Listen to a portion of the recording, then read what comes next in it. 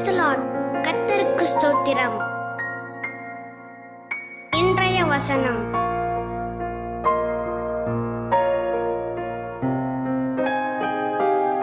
பிலிப்பியர் 2:5-11 கிறிஸ்து இயேசுவிலிருந்த சிந்தையே உங்களிலும் இருக்க கடவது.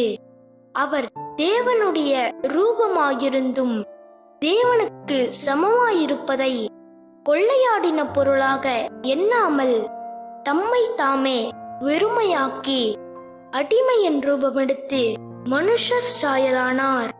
அவர் மனுஷ ரூபமாய் காணப்பட்டு மரணபரியந்தம், அதாவது சிலுவையின் மரணபரியந்தமும் கீழ்ப்படிந்தவராகி தம்மை தாமே தாழ்த்தினார்.